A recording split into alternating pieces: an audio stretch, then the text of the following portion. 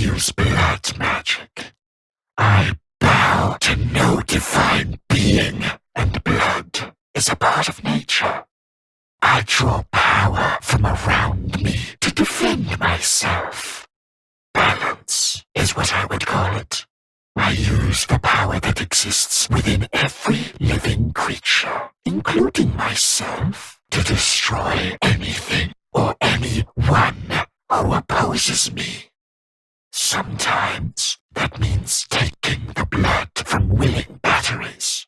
Other times, from enemies.